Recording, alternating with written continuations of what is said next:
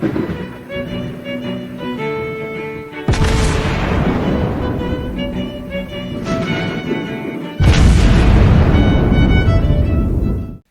everyone, and welcome back to World of Warships Blitz with Terry.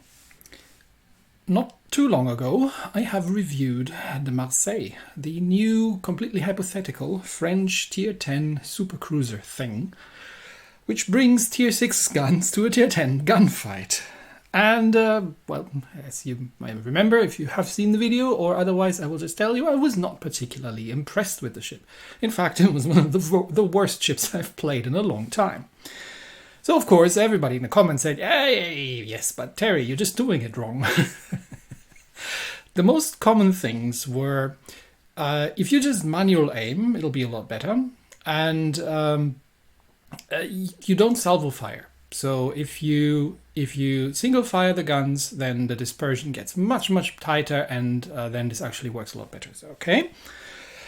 So, all right, I was planning to see if APCS does anything on this ship anyway, and I feel might as well look at the other things that people have been suggesting. So, oh yeah, and yes, you have to hug the islands and all this kind of things, yes.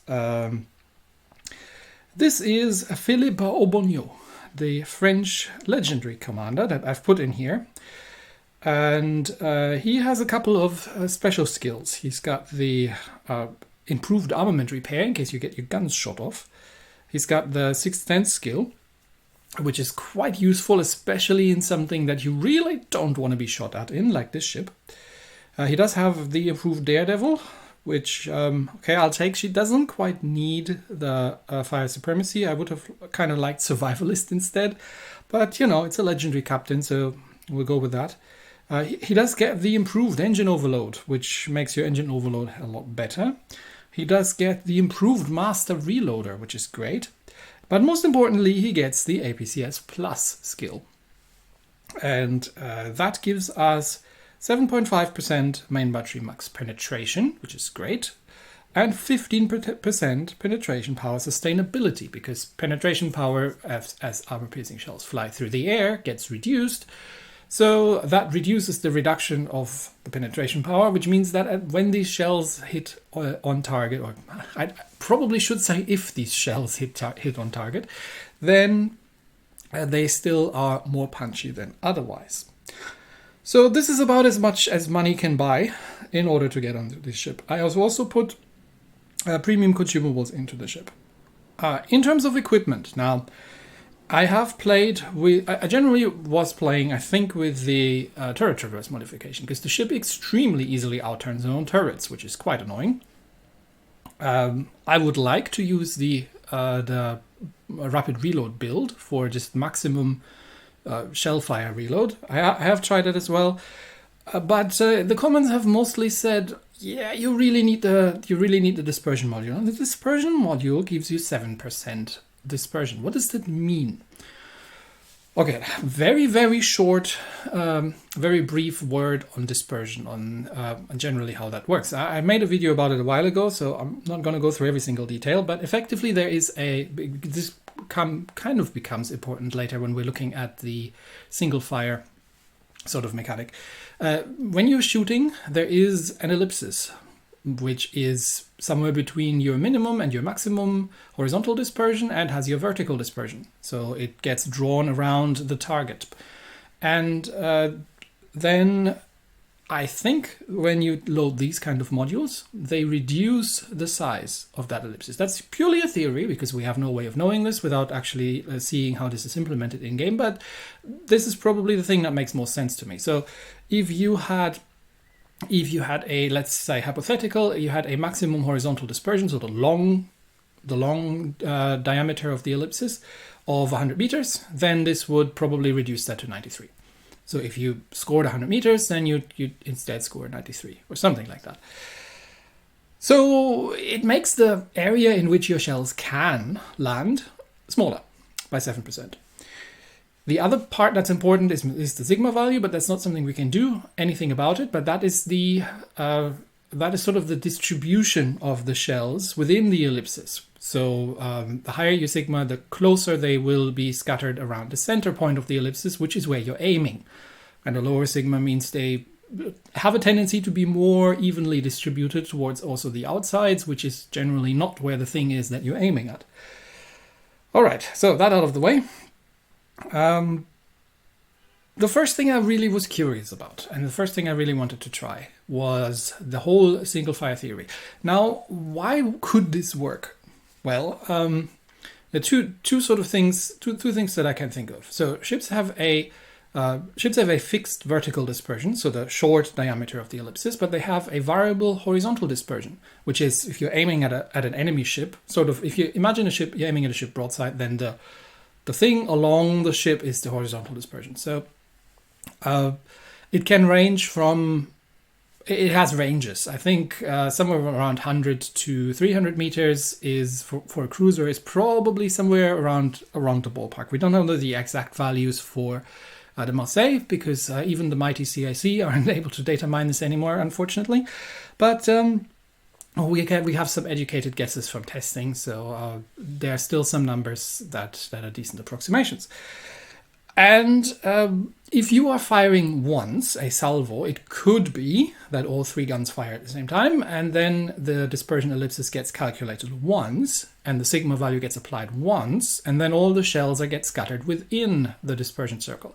Whereas if you fire each gun individually, theoretically, you get 3 times the RNG of how big is my dispersion circle, you get 3 times the sigma value is applied. So it could be that it has something to do with that. But I like to determine these sort of theories empirically and just test it.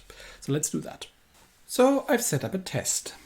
This is the Marseille firing at a South Carolina class battleship at round about 10 kilometers-ish. South Carolina because I had nothing else laying around, as you know, and 10 kilometer because that sounds kind of like a reasonable distance of what you would be shooting at tier 10. So the first test I've done, and I've always done this the same way. This is the starting positioning, ship slightly angled, and I'm just launching the full salvo, and I'm going to count how many shots have been fired and how many hits we have scored on the enemy ship. And I've done this over a relatively large, I think 30 salvos in total, so 270 shots respectively. So I've done it once with the salvo fire, and I've done the exact same thing with single fire, where I'm only firing one gun at a time and then waiting for a little bit and then firing the next gun.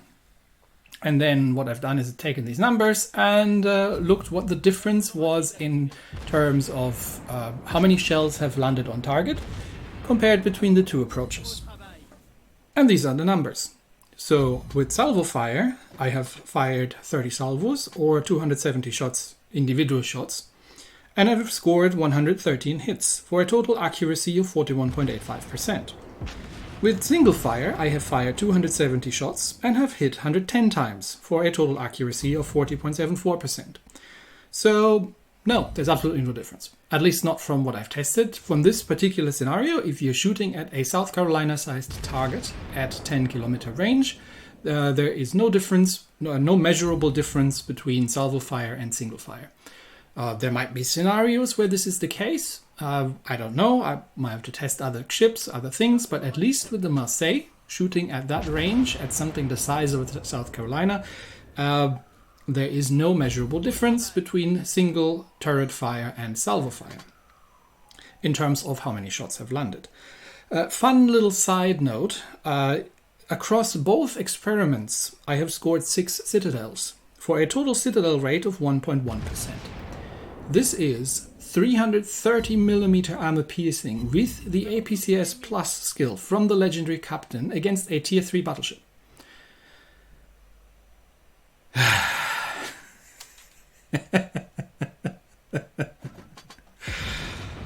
So, a last word on the single fire. There's on the manual aim. There's a reason I don't like manual aiming. And that reason has to do with, well, how I'm playing and what I'm playing on. I am playing on an Asus ROG 3, which is something like a 6-inch phone screen. If you do the manual aim, you don't actually get the same amount of magnification than if you do the lock-on for some obscure reason. So getting lock-on gives you additional magnification, which makes it easier to, you know, actually aim a target, because people tend to call it auto-aim. It's not, right? Just because primarily what the lock-on is doing is it keeps your guns locked onto target, such that if the target's moving or you're moving, the guns are automatically tracking. Especially if you have lateral movements, that is quite important, because otherwise you spend half your time scrolling around trying to get your guns back on target. But it does have, and enough people have talked about this and have shown this, it does put some skew on where your shells are going. So if you want 100% control over where your shells are going, manual aim is better. I have two problems with manual aim.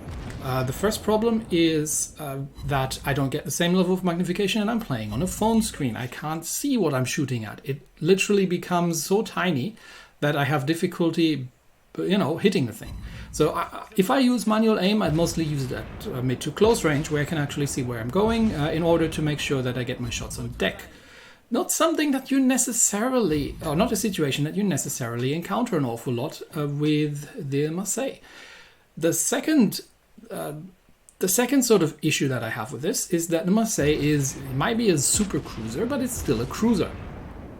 And as such, I need to pay attention to what's going on around me, because otherwise battleships are going, you know, to punish me severely for it. So what I generally do is, especially on cruisers and everything else, is to salvo fire and then use the time between the reload time to keep track of my surroundings. And you know, this is tier 10. There are Slavas around that can absolutely chunk half your HP away in a single salvo from 16 kilometers across the other end of the map. So yes, you do need to kind of keep track of where everything is. And that's what I use the time for between salvos, which I can't really if I'm tunnel visioning on the target, because I am single firing and manual aiming and constantly adjusting the aim on an extremely small scale. So while this may work for somebody who plays on a tablet, say, in my particular scenario, that is not quite something that I'm doing an awful lot. Mostly I do it on closer range engagements where I want to make sure I'm going to hit the deck armor instead of the belt armor, and where I don't have the problem of needing to actually zoom in at all. And still the lateral movement is quite annoying in that regard. So, what does that leave us with? Is this ship workable if you throw all the possible money at it that you possibly can? No, it's still complete garbage in my opinion. And that's it for me today. Thanks everybody, and I'll see you next time. What, you're still around? What do you mean? You want to see me play that again? Okay, I'm going to show you the very best game that I have managed to play in this ship. But before we do that, I'll show you, I don't usually show show stats, but I'll show you the stats for this one. These are my stats for the Marseille. These stats are slightly skewed, because the very first game I played in the Marseille was a bot game, and I did about 100,000 points of damage, because bot games and nobody was targeting me, and I could just sail around at close range and blab things in the sides. So you kind of have to subtract that. I've played 13 battles. I have a total win rate of 38%. I have managed to sink 6 ships and be sunk 11 times. I have an MVP rate of exactly 0. And I have done an average of 39,000 points of damage. Actually, this might not even be including the bot game, because that would have been, I would have had MVP on that one. So maybe the bot stats are not included in here. That's entirely possible. So this is only random battles. So yeah, an average damage of 39,000 in a tier 10 ship. I can do twice as much in a tier 4 ship. So I will now show you the very best result I have ever had in the Marseille. And that was played after I took this screenshot, I believe. So let's take a look at that. We are playing 5v5 against Yamato, Kurfürst, Zhao, Halland, and Yugumo. And it's Fault Line. Fault Line, not my favorite map, if I'm going to be honest. because it's too large, too many islands in the middle, and it's too difficult to support your team. But I'm spawning on the flank here together with Shimakaze. So what I'm going to do is I'm going to use the engine accelerator early and see where Shima is going. But if Shima is going down this this flank here, then I will probably be able to help a little bit.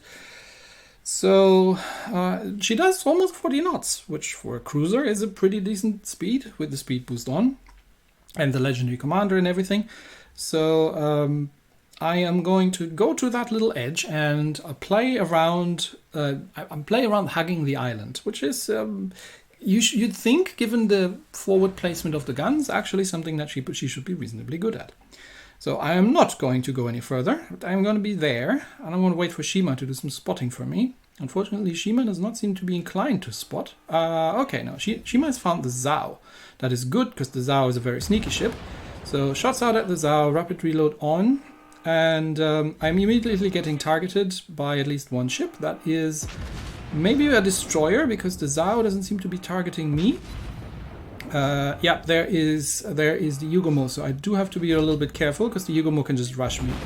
Okay, now I'm getting targeted by two. These are the Yugomo torpedoes, hopefully, or these are Zao torpedoes, I'm not sure.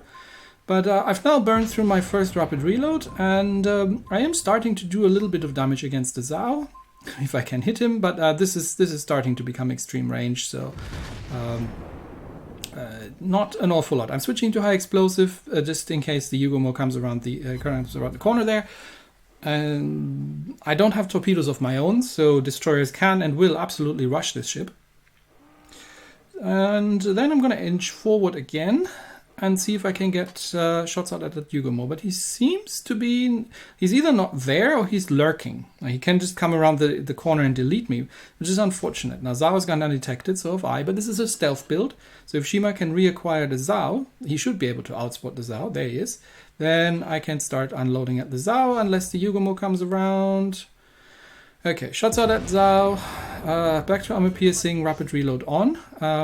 And there comes some, yeah, these were Zao torpedoes, I think. Of course, double fire, so that's what we're going to have to damage. Shots out at the Zao.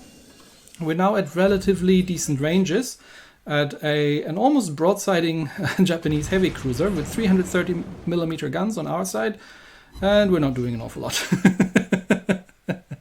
But I do have to be careful about torpedoes, so hydro up and engine boost up. The Zao is probably coming around this side. So even though I don't know exactly where that Yugomo is, I'm going to have to take the risk and help the Shima there. Just in case the Zao manages to avoid these torpedoes. So shots out, and we've gotten him. Good job, Shima. And there's Yugomo, so he's been going elsewhere. So this flank is probably clear now. So Shima can now go and make himself useful around the enemy cap circle. I am not sure what happened to the enemy team. They seem to be a ship short, but weird things. There's a bot Iowa. So I am going to try and do something about that thing. Let's see if we can get the guns turned around. We do some damage to it, but you know, it's a bot. So we'll try to maintain our distance. And bots have the unfortunate tendency of doing that there, which makes it actually at times relatively difficult to hit them. The other thing that I noticed, you might notice that as well, my aim seems to be completely off in this ship. These shells are slow. I have the feeling, it's just a feeling. These shells are dog slow and very floaty. It takes them a while to get there. So I tend to not give enough lead. And yeah, the Iowa in a map that has that many islands is just going to spin around in circles. So I'm trying to set a fire because that's probably an easier way to just kill that thing. But I can't hit him. I can't hit him at 8 kilometers. Okay, I'm going to get the rapid reload up, shots out, but the Iowa is again spinning around, extremely floaty shells, and it's just not happening. Shots out again at the Iowa, and nope. So this is not necessarily down to anything particularly stupid about the ship. It's more about the bot behavior and the completely broken bot algorithm that has trouble with the pathfinding when there are a lot of islands around, and tends to just spin the ship around in circles. So we're going at point blank now. Double fire, that's a dead Iowa, so I can now start. But yeah, my team's died. My team's gone. The Shima is left. If the Shima can if the Shima can cap, yeah, the Petro is just gonna get killed by the Yugumo, and there's a full health Yama over there. So we're probably dead. But I'm gonna try and do something with the HE, because honestly the AP does nothing. So that's a double fire on the Yamato. Maybe we can HE spam the Yamato. That would be nice. He damage controls the fire. The Petropavlovsk has died. Shimakaze has died. And that just leaves me. So now it's just a matter of, not delaying the inevitable and keeping the enemy team busy. I'm going to try and get a permafire set or two on the Yamato. But yeah, if the Yamato shoots at you, you're dead. But there's no real reason to delay the inevitable. I might as well just let them kill me. And then do as much damage as I possibly can. So that's a permafire. Nice. I have set a permafire. I should almost be in secondary range. There's Destroyer still. There's Holland. None of this matters, right? Even if I could kill one of them, it wouldn't really matter. So a couple more shots out. No more fires. And that's probably the end, because Yamato is going to get another shot off. There come the Holland torpedoes. I'm going to try and dodge those. Then I got one, of course, insta-flood, not even bothering, so yeah. This, hands down, was the best game I have ever played in the Marseille. 61,000 points of damage, 2 kills. And this might actually have been before I took the screenshot, because, of course, I did take the Battlestar, but I didn't take the MVP in the game, obviously, because I haven't even won. So, yeah, this was probably included in the 39,000 average damage stats. So, the Marseille. Is that a good ship? No. It's an absolutely terrible ship, in my opinion.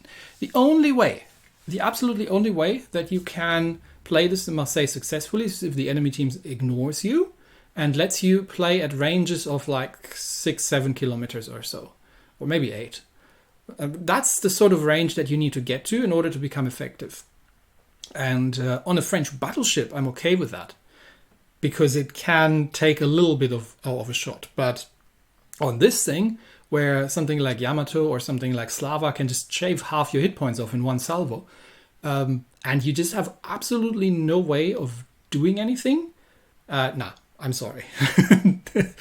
I stand by my judgment here that this is an absolutely dreadful ship. There will be somebody who will enjoy it, and that's perfectly fine. If you enjoy it, good on you. I've put down the reasons why I think this is dreadful, and I'm staying with it. So I will not be touching this line with a 10-foot pole going forward, even if there's alcohol involved, because this is as much as I'm going to do. This is worse than Kremlin, honestly. So not going to be touching that again. That's it for me today. Thanks, everybody. And I'll see you next time, this time for real. Bye-bye.